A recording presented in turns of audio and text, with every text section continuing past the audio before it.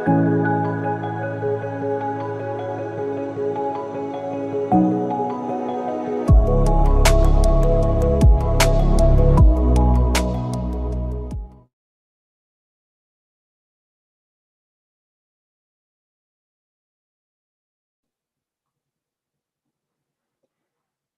participants, welcome to the second plenary session. My name is Dr. Gözde Türktarhan, and it's my pleasure to be the host of this amazing session. The topic of this session is Reshifting Tourism in a Transformed World, the unprecedented opportunity to integrate the sustainable approach into the sector. Our keynote speaker is Professor Ruth Gomez Sobrino, and she has very valuable knowledge and experience on this topic.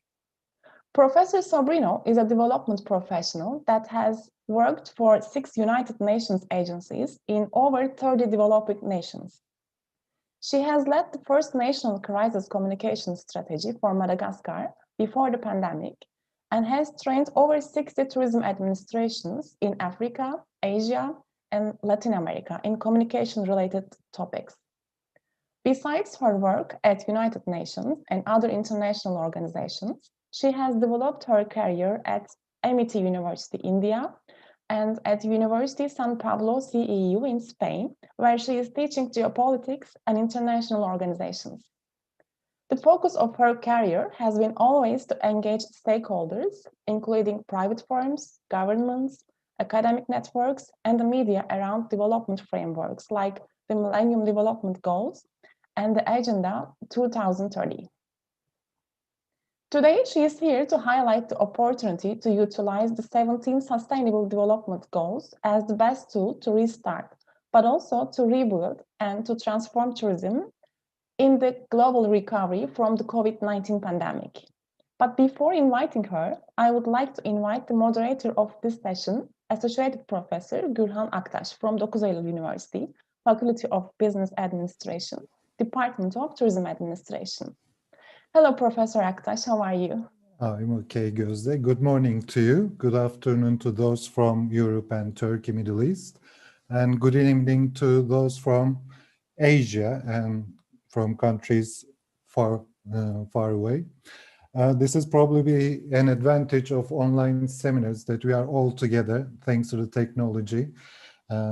We are sharing the same screen, which may also turn into a disadvantage. Sometimes we may have technical problems. My first job, as I just mentioned before, is to appoint Gözde with technical problems. I hope that the session will go flawless with no technical problems, but if there are any, please bear with us. We'll do our best to sort them out. Regarding the content, I'm sure it will be a flawless one because we have Ruth, with whom we had the privilege to work with in Africa. I think it was a couple of years ago with my colleague and the co-chair of this conference, Ebru. We were asked to join a training program on crisis communication. I immediately rejected it, but Ebru, a couple of hours later, came to my office saying that it's Africa, you cannot be stupid, we have to go and enjoy it. It's animals in their natural habitat. We knew about the country. The reality was totally the opposite. We were locked into a hotel. At that time, not being familiar with these lockdowns, it was a strange feeling. Still, we remember the training with very fond memories, and mainly because of Ruth's support and encouragement, her experience of the countries and the continent, and her experience with similar training programs. So I believe that she will deliver a perfect speech today, which will be on sustainable tourism, another topic. It's not on crisis communication. But I'm sure we learn a lot from you, Ruth. And once again, thank you for joining this conference as a keynote speaker and also helping us all the way with our trainings and improvements on crisis communication. Just as a moderator, I think my role is to follow the questions and comments and suggestions. Since we are quite a few, please do not use your microphones. Please use the chat box. I'll keep an eye on the chat box and take notes. And in the end of the session, we will go through your comments and questions one by one. and we'll try to address them. We have about an hour. Without taking much of your time, I'll give the screen to Ruth now, and she will start her speech. Thank you. Thank you very much. Good afternoon to everyone. Thank you so much for giving me the opportunity to be here with you today. Yes, I do share the same good memories of my work with you. And as I always say, when I'm going to this type of missions of technical assistance projects, for me, it's a wonderful opportunity to be in touch with people to make this connection that starts in this type of initiatives. And then many replications come in the future, and this is one of those. So I'm very honored to be with you today and to have the opportunity to exchange my ideas, my experiences, and my views on the current situation, how that has affected tourism, and how we can reshift tourism. And this is the topic of the presentation that I prepared. Let me share the screen with you.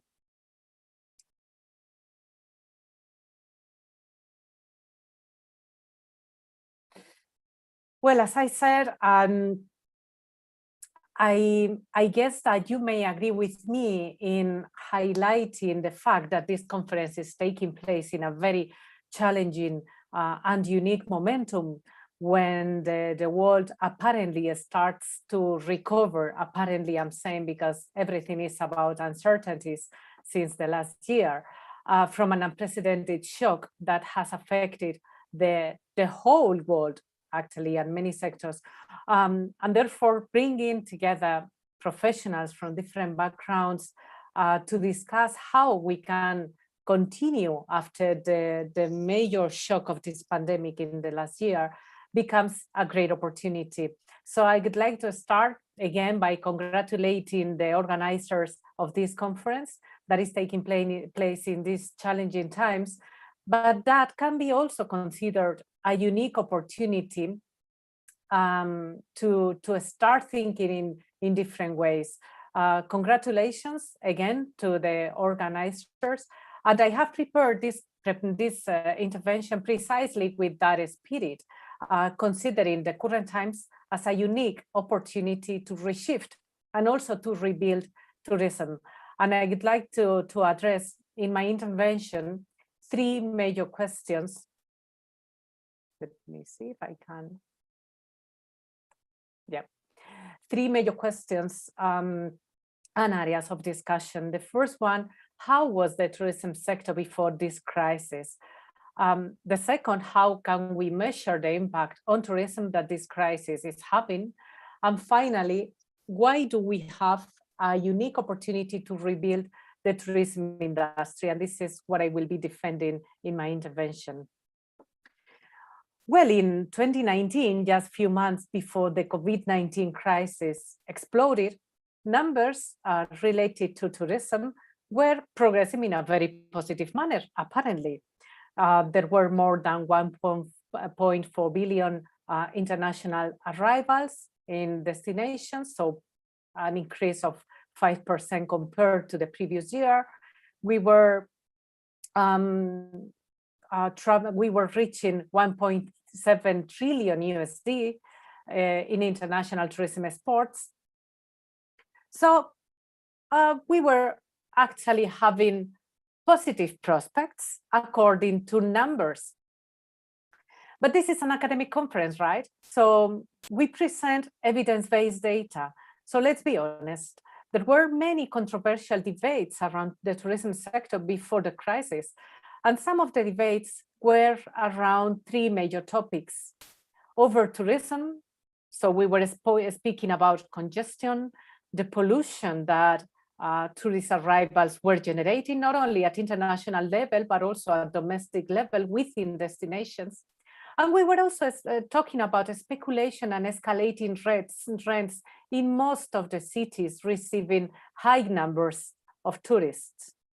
We were also speaking about environmental damage and consequences, like the depletion of local natural resources, waste problems, the stress on local land use, even the impact on wildlife, on natural landscapes, and so on.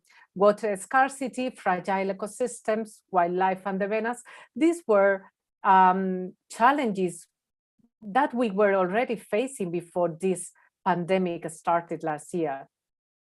And this massive movement of many people and groups across countries were not helping. So emissions produced by air and road travel were just few of the concerns under this debate. You may remember this movement, the flying shame movement that was created in Sweden in 2018, and actually was against these unnecessary flights just to travel. And you may think, okay, that was a kind of activist movement leading nowhere, like many movements are having or taking place today. But actually the Green Party, which is holding around 20% of the seats of the European Parliament, is sharing this view, and they are trying to declare unnecessary flights within the European continent as obsolete. So a lot of things are going to happen in the coming years regarding this movement. And then we were talking as well about cultural damage. I'm going to move this screen here. Many research studies were analyzing the negative impact of tourism on culture. They were speaking about acculturation, which is the adaptation of local communities to the views, attitudes, and values of the visitors. They were also speaking about the so-called commodification, which I don't know if you heard about this term before, but it's about converting every product in a kind of commercial activity.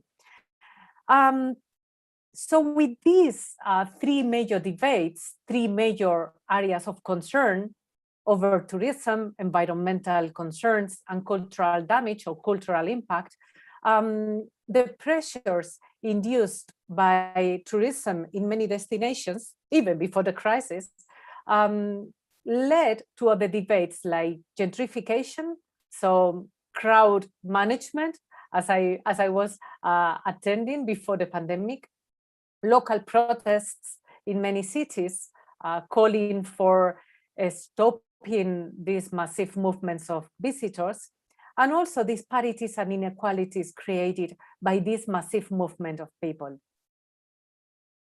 And all of a sudden, when we were holding these debates, this international shock happened, and nobody was expecting something like that. Travel, of course, was not the only impact of COVID, but stopping tourism had multiple shocks in terms of jobs and revenues, just to mention a few. I selected this graphic just to show you that between the first month of 2020 and the month of October, 72% of international arrivals decreased.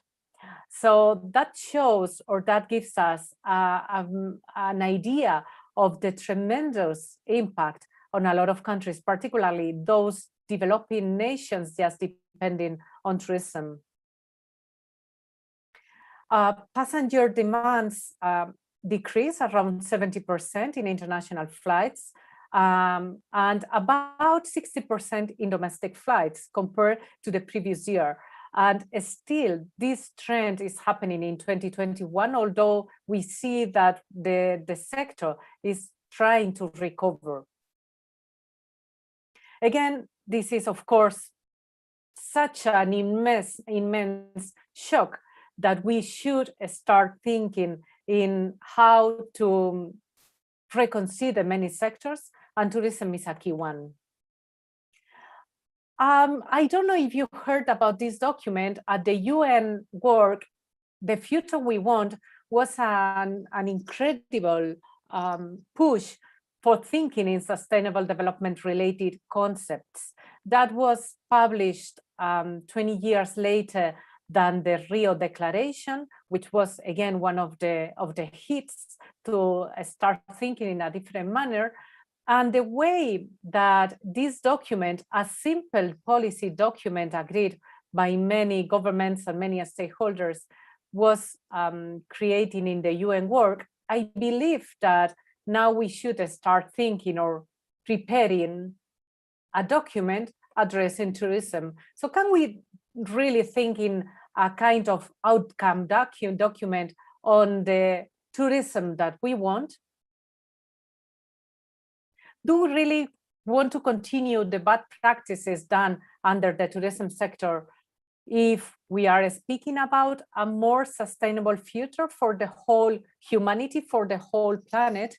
Well, I think that, again, the present times provide with a unique opportunity to think in the tourism we want with specific policies and measures, adapted, of course, to each context, and stop talking about vague guidelines and empty discourses like continuing or restarting tourism, and how to continue the same bad practices around tourism that we had before this deadly pandemic. How can we develop this tourism, this sustainable tourism that we want? And I remind you that 2017 was the International Year for Sustainable Tourism for Development. So many of the discussions went around these topics. But of course, that was 4 years ago. And I think that now we are much more centered in recovering from this pandemic than in building new ideas, concepts, and frameworks for tourism development, although this is a very wrong approach, in my opinion. So dichotomies and disparities in the tourism sector are not only related to crowd management, are not only related to massive movement of people.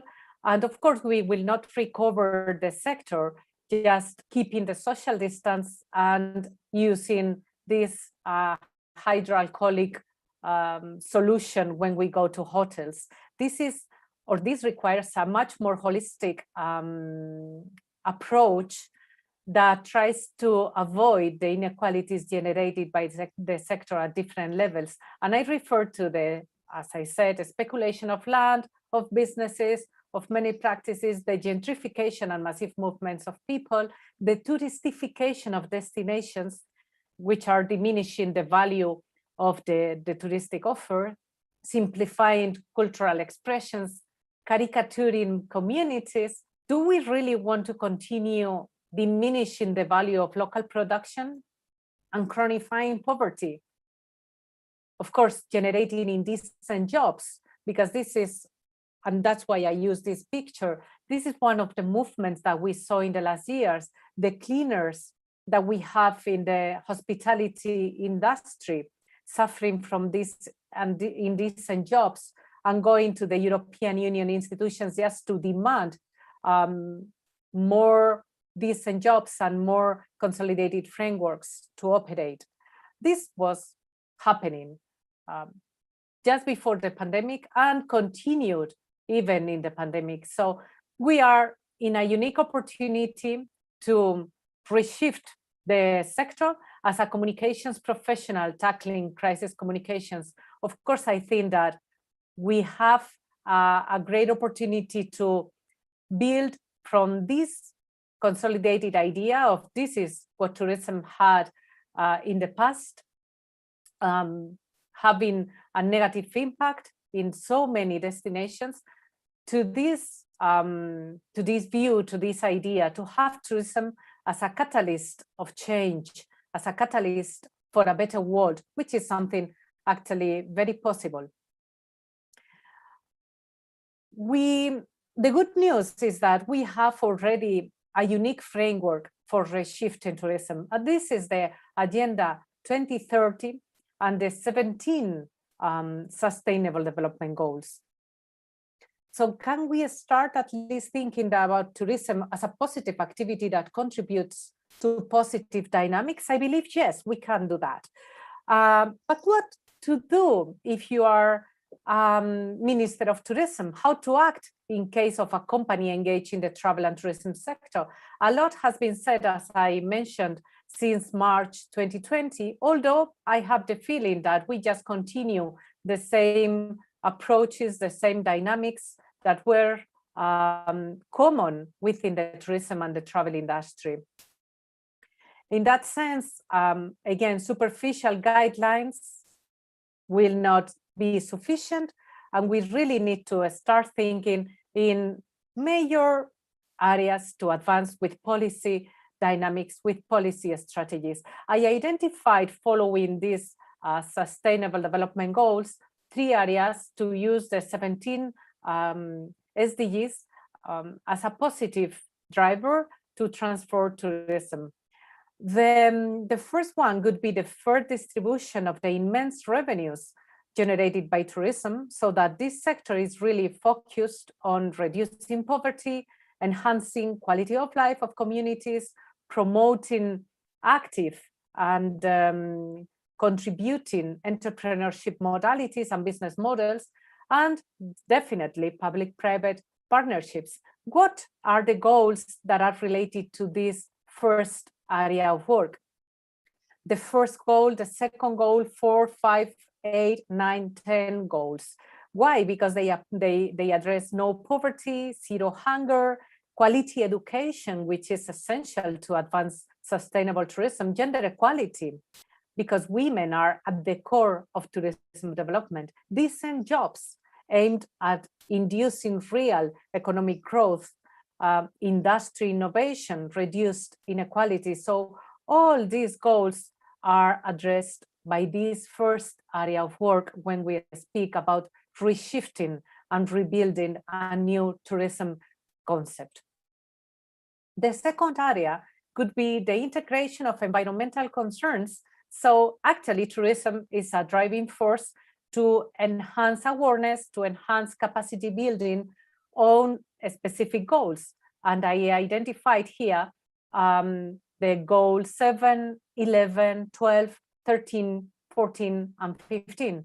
So actually through sustainable tourism initiatives, affordable and clean energy can be enhanced and reinforced. The concept of sustainable cities can be really reinforced.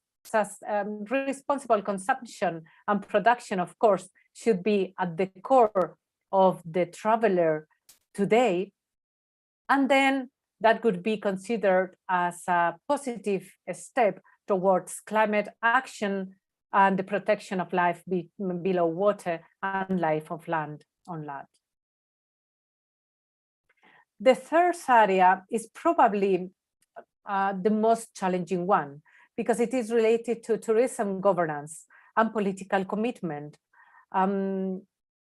Actually, this third area is present in the other 2 chapters that I just mentioned. And a key concern that I faced in the last decade working on tourism development and sustainable tourism practices is that in many countries, still there is not a tourism ministry, and tourism still remains a minor sector among others, such as economy or agriculture. So advocating tourism and sustainable tourism governance among countries appears as an urgent concern for many nations. In that sense, providing technical assistance to countries in need of sustainable tourism development initiatives should be placed at the core of the recovery from this crisis. And definitely, I believe that the themes addressed by the goal 16, peace, justice, and strong institutions, should be at the core of any sustainable tourism policy. Yeah, that's very nice. It sounds great. But at the end of the day, what type of measures can we have under each of these 3 areas? Well, when we speak about the first area, reducing poverty, reducing inequalities, enhancing gender equality, we have many initiatives happening in developing tourism planning and engaging different administrations, not only tourism and culture, but foreign affairs, economy and trade, in sustainable tourism policy strategies. Then, of course, developing policies to promote participation of local communities, developing tourism policies and tourism strategies with the support, with the collaboration of those local communities that are going to be affected, should be placed again at the core. Community-based and poverty-led tourism initiatives should be part of these strategies to reshift tourism and to convert tourism in a positive driving force to reduce these inequalities and promote sustainable economic growth. Under the second area of work, there are many incentives that public administrations and also international organizations can provide to specific business models where environmental concerns are incorporated. We have also strategies in which the identification of new audiences, like, for example, young tourists, which have become essential in rebuilding the industry in many countries, to receive, for example, increasing awareness strategies or training, capacity building on themes like wildlife, natural ecosystems, and so on. And then we need to develop investment mechanisms to identify protected areas and to provide them with consistent management plans so that they can't or they are not following the risk that other areas were having in the past. And finally, under the third area, I think that it could be essential to start talking to national administrations from this international governance framework that not only the UN is constituting, but also development banks, also multilaterals like the European Union, on advocating sustainable tourism across national administrations, particularly in developing nations, so that tourism can be a driver for the recovery from this pandemic. Under this approach, of course, technical assistance to those countries in need appears of paramount importance. There are already trends that underline the relevance of these three key areas that generate out of the Agenda 2030 and the 17 Sustainable Development Goals. I mentioned few of these trends because I believe that these can be guiding countries in reshifting their tourism industries so that they can become, as I said, real drivers for further sustainable economic growth and reduced inequalities. One of those is the application of new technologies. We saw in the last decade that e-visas and visas upon arrival are increasing. So virtual experiences are also enhancing their value in the last year, I would say. And we see a lot of startups growing in this sector. The value of local businesses across all sectors have been reinforced. And probably in the tourism industry, this is going to be one of the leads to initiate this reshifting tourism concept that I referred in this presentation. Due to the so many challenges and changes that we had in the last year, probably seasonality is going to decrease in the coming years. And this will facilitate that destinations can be much more diversified and can enhance their offer in ways that were unthinkable in the last decades. So probably the new travelers will start thinking in different destinations, in much more authentic experiences, in having these unique experiences. In this reshifting tourism concept, of course, things are not only about words and about good intentions. We need funds and technical assistance projects to feed national administrations to rebuild those industries which were conducting in a way or in another a lot of bad practices. And of course, national administrations will have to think twice in the way these funds are expand and the way they are going to work with the different stakeholders in their territories. Probably the technical expertise in that area, not only in ecotourism, but in sustainable tourism, which is a wider concept, will be reinforced in the coming years. So I invite every participant in this conference to be one driver for driving this change into national administrations. So thanks a lot for your attention. I leave now the floor to the participants to lead the discussion and the debate. And of course, I will be very happy to share my views and to respond to your questions. Thanks a lot. Thank you, Ruth. Actually, it was a very quick presentation. We finished in half an hour, so we have quite a lot of time for questions. But while the participants are thinking about their own, I would like to ask you a question. Knowing that you worked for UN for all these years and for projects, do you think that they are really genuine in their sustainable development goals? Do you think that when they announced these goals, they believed that they can be implemented in all different types of countries, developing and developed countries? Thank you very much for that question. This is one of the key controversies now at the UN work, and not only at the UN, but at the global governance framework, because in many aspects, many people, stakeholders, governments, civil society organizations have the feeling that the UN is the solving problem mechanism for all issues in the world. Although I find that these global governance institutions are more a facilitator, a mediator to convene and to bring together many stakeholders working on developing this better world concept. So having said that, I think that the Sustainable Development Goals is still a very new framework. They were adopted in 2015, so 6 years ago. This in the international development work is a very short time.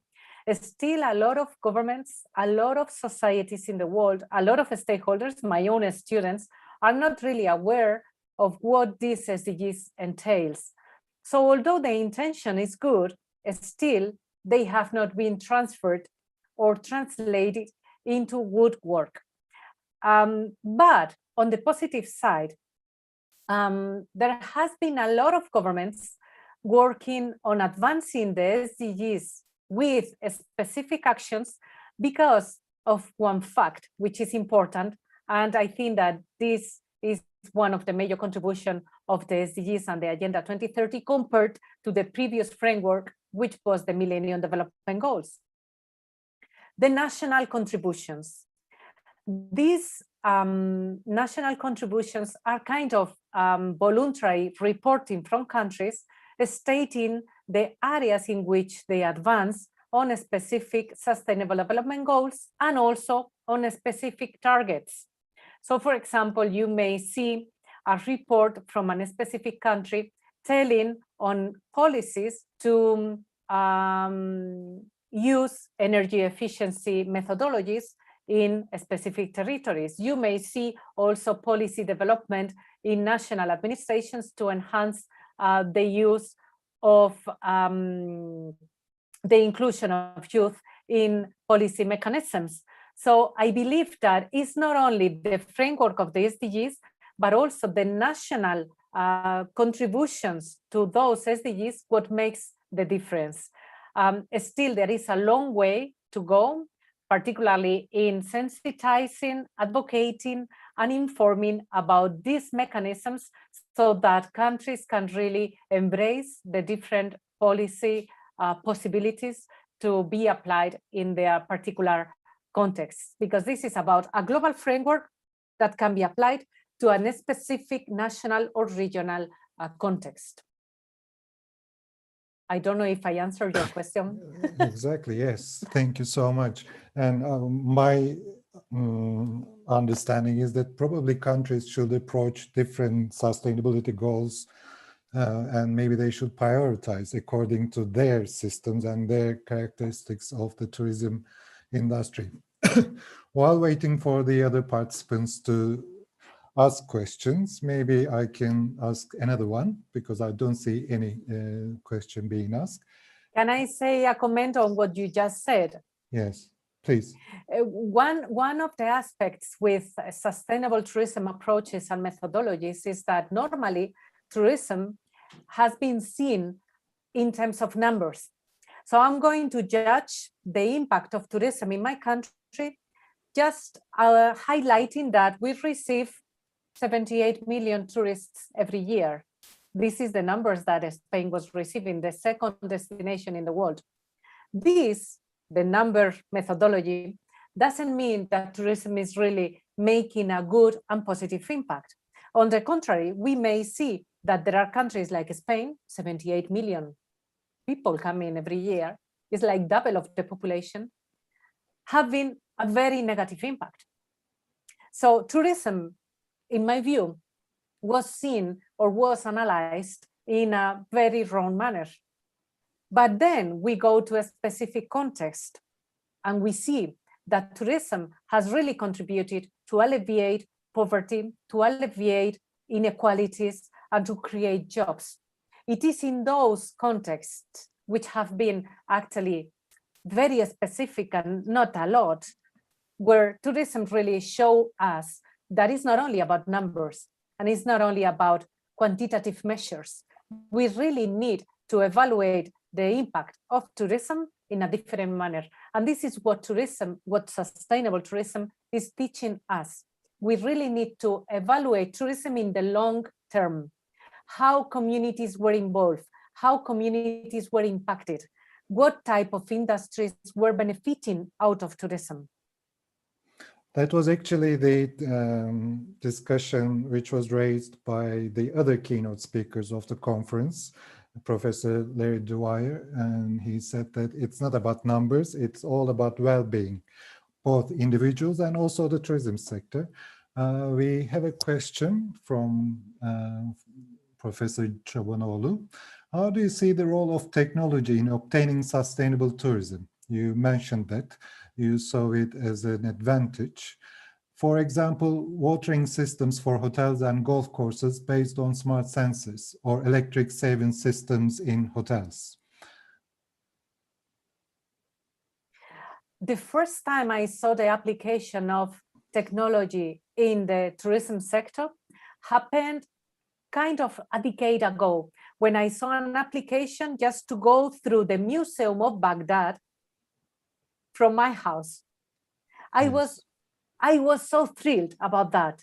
And I realized how important it is to apply technology to not only visiting a destination, but to know more about the offer that this destination has. I refer now to a specific topic or initiative that Spain has developed in the last 4 or 5 years. The intelligent destination application. This is a new technology application used in mobile devices, not only on your cell phone, but also in tablets, in which you can go to specific destinations from which it's difficult to get information.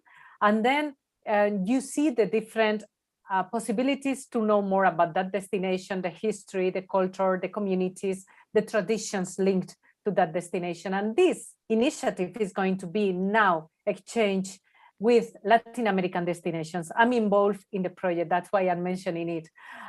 This type of actions really show us the relevance of new technologies. You mentioned sustainable tourism. Imagine the application of new technologies to use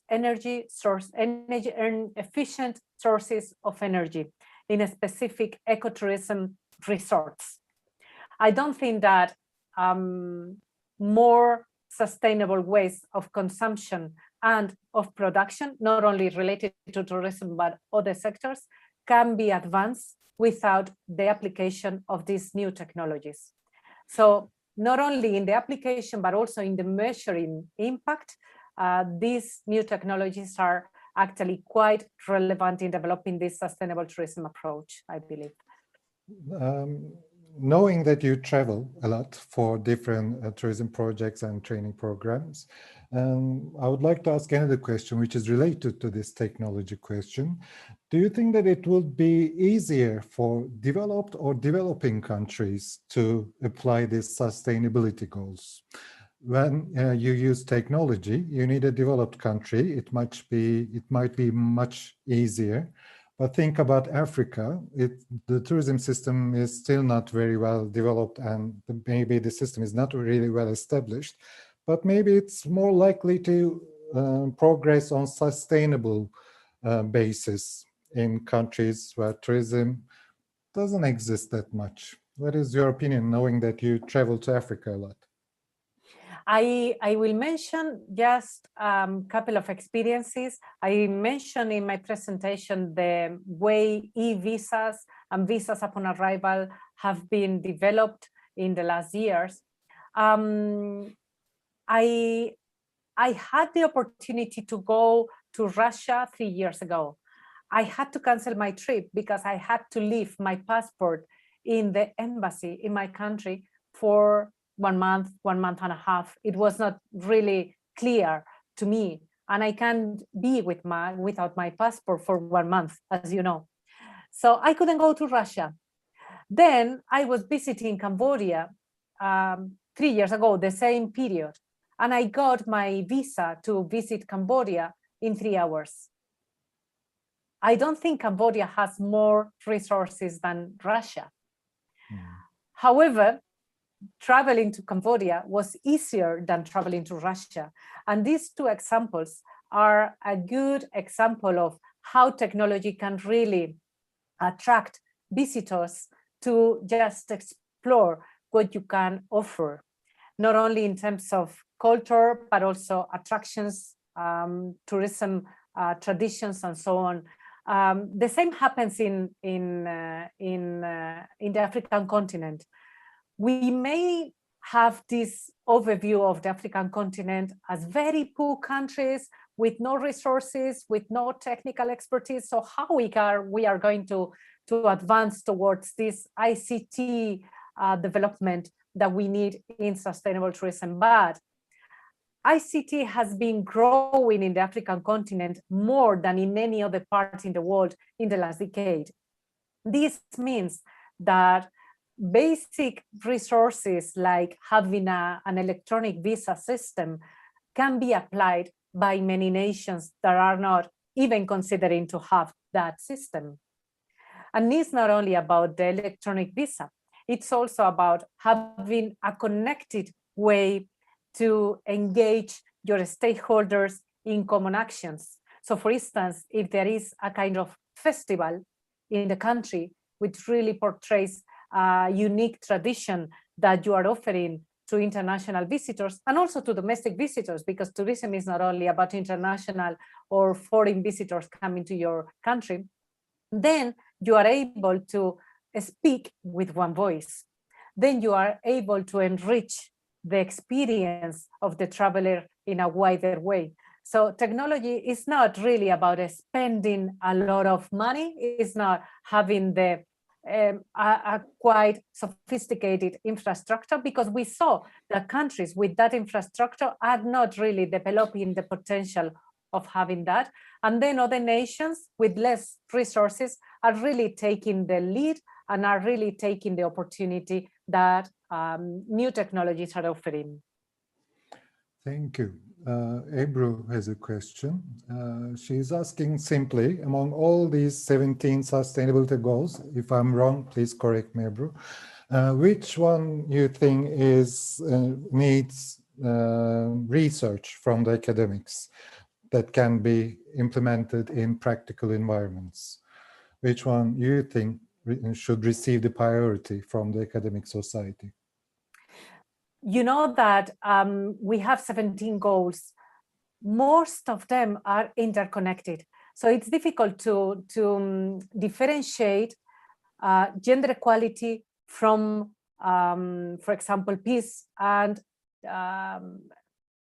consolidated institutions. Because if we don't have consolidated institutions, how we are going to reach gender equality? If there is not political commitment, how we are going to reach or achieve decent jobs in a certain environment? Although there are areas in which we really had nothing in terms of evidence-based data and scientific research.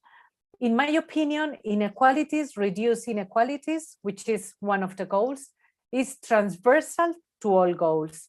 If we can really advance to reduce inequalities, then we will tackle gender equality, then we will tackle quality education, we will tackle environmental concerns, because actually what we have been discussing probably since the French Revolution is to have an equal world in which all citizens, all societies have equal rights to enjoy the basic components of a decent life. So for me, although there are 17 areas of work, one is transversal to all of them, inequalities. But I think that academic research is needed in all these 17 goals. I believe that you have delivered the training program on these sustainability goals to tourism stakeholders. Have you ever, did you feel that they were opposing to one specific one more than the others when it comes to implementing for their own establishments? The major concern, I don't know if you remember what I presented as the third area of work when reshifting this tourism, this sustainable tourism approach. The third area was related to goal 16, which is tackling consolidated institutions. In most countries, even in developed nations, where we were speaking about this Agenda 2030 and how it can be utilized to advance towards sustainable tourism, most of the participants were mentioning, if I don't have consistent institutions in my country, how can I promote ecotourism initiatives? How can I engage communities that are just ignored by national administrations? So I think that in the same way we were mentioning before that inequalities are transversal to all sustainable development goals, I truly believe that institutions and political will is at the core of sustainable tourism, because if we really don't have that public push to advance towards sustainable tourism, it will be not only difficult but impossible to really have the immense benefit that tourism can bring to local communities, to environmental progress, and so on. If there's no other question, I will ask one more. You started your presentation with COVID. I would like to see, because there are conflicting views on how COVID will have an impact on sustainability and sustainable development plans. One side says that it is going to help people to understand that we need to follow sustainability rules. And the other side says, because of COVID, we lost business. We need to make money, so we cannot really follow sustainability developments because they need investment more than we can actually spend. What are your views? I know that COVID is a difficult question because we are still uncertain about the future, but how do you see that COVID will have an impact on sustainability? There are positive and negative impacts of COVID on the sustainable development approach. The positive impact, as you mentioned, is that I think that we enhance our awareness about that topic. Come on, 13 months ago, nobody was speaking about sustainable development and about being environmentally friendly. But in the last months, everybody is just saving, recycling, reusing, and it was proven that the way people, societies are engaged in sustainable practices have been enhanced in the last months. So it is clear that societies are changing their mentality. Plus, the voice of experts is also gaining momentum. Now we are listening to the experts. It's not only about a practical thing, like we need to know what is going to happen, but their voice was absent from the public debate. Did we have epidemiologists before in the media talking about the impact that traveling by plane together with 100 people in the same space can create? I don't remember these interventions in the media before, but now we are listening to these experts more and more. So societies and the so-called knowledge societies are much more present than before. So this concept, I think, is enhancing, and probably it will be enhanced in the coming years. This means that we will be able to take more decisions, and we will not be just assuming what others are telling us. This is the value of knowledge societies, as we were saying 30 years ago. Yeah. Now it is the momentum to see that knowledge societies can make a difference. And I believe that we are in this unique time. Now, the negative consequence, I'm going to tell you about a very tangible one. COVID-19 has also brought the feeling that we are upon a health crisis and not a social, economic, political crisis with different consequences. So this has created the feeling in many countries that our funds to international aid should go to health-related themes, topics, projects. And this is happening today. So 5 months ago, we were talking about how to build the constitution of this country, how to enhance the parliament of the other country, how to reinforce opposition groups in certain contexts. Now, these debates are just vanished by these health-related topics. And I think it's a very negative and very wrong, of course, approach to solve the current pandemic. Because this pandemic is not about health-related issues. It's more about political governance. It's more about the way we were dealing with our environment, the way we were dealing with wildlife, for instance. Zoonotic diseases have increased 98% in the last 20 years. So let's don't think simply that this pandemic is just a punctual event changing our life for 1 year. Experts are saying that this is going to be just the beginning of many other pandemics. And I'm not just bringing the panic to the room. On the contrary, I think that it's better to be aware, to just prepare for that. And being prepared meaning being less affected in the future. We didn't know anything last year. We didn't even know about these face masks, about washing our hands, about keeping distance with people. You are from the Mediterranean, we share the same culture. We hold people, we hug all the time, from morning to night.